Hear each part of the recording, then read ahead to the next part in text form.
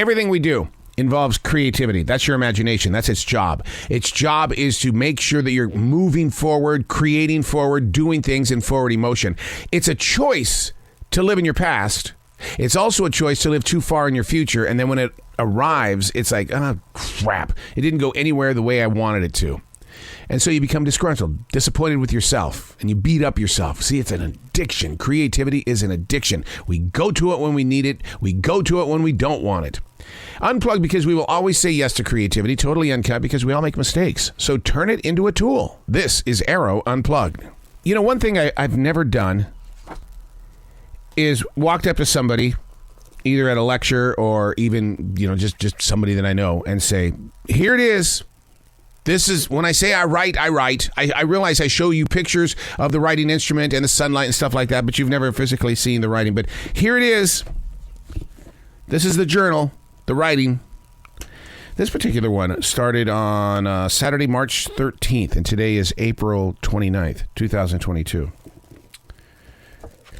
It's fascinating to go in here and see the different colors of ink that the writer uses, the different nibs, the width of the nib versus the roller ball of the pen. And I don't like that word pen. It cheapens the situation. But here it is. This is the journal. A lot of people don't do that. They like to hide their journals. I don't want people to know what I think, they say. It's like, why? Why? Are you bringing it up in conversation? I mean, it's like the part of the process of digesting what you're moving through is being able to say, here it is. This is it. Now, it took me a while to be able to leave my journals out in the open in my home. I used to hide them. I called that a writer hider. And I really sat there and I thought, well, why am I hiding it? Because my wife would always say, so what are you moving through? What's going on inside your head and heart today, buddy? And I would say, I wrote about it. And in that moment, I finally realized it was like, just if she needs to know what's going through me, here it is. Here it is. Do I know if she reads it? I don't know. I don't.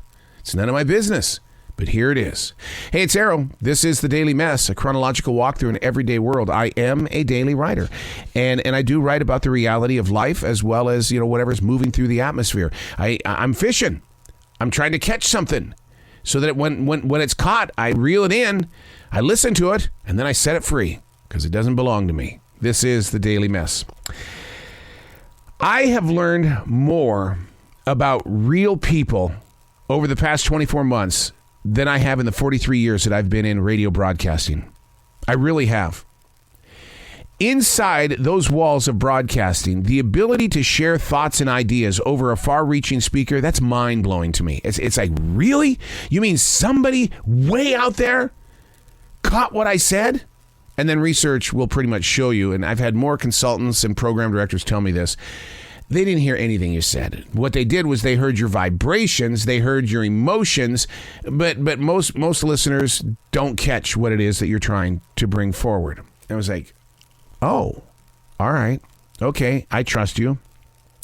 But, as far-reaching as those speakers are, it's not as physical as being right there in front of you at my essential job. And the only reason why I chose to accept the essential job journey was because the world was on COVID-19 lockdown.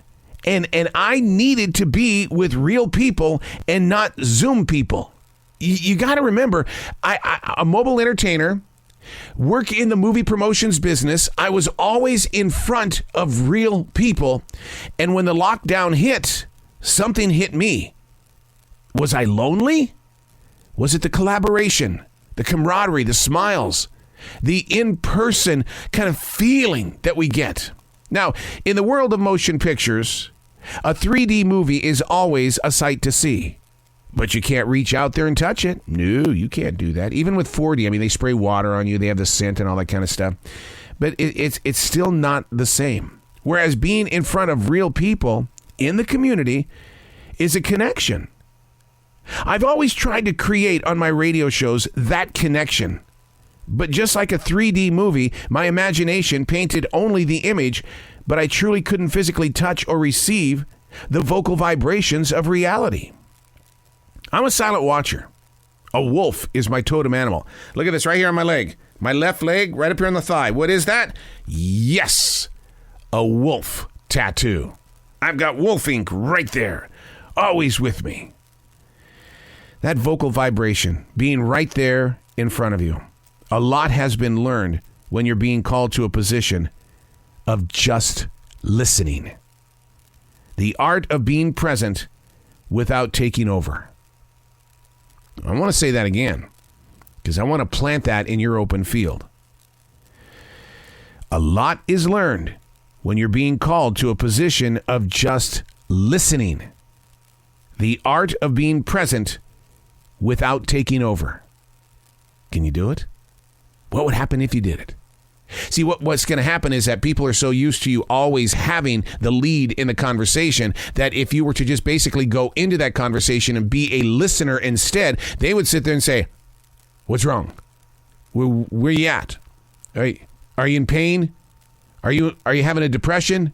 What's going on? No, I'm just listening. So your anxiety of me being silent is teaching me something. That I could be your drug. That I could be that rope out of your hole. And you got to climb out of it. I just want to listen. That's all I want to do today. I just want to listen. I want to observe. I want to see what's really going on out here without my voice going. Blah, blah, blah, blah, blah, blah, blah. You don't need to do that. There's a lot more to a relationship when you find yourself listening. I'm Arroe, and that's the Daily Mess.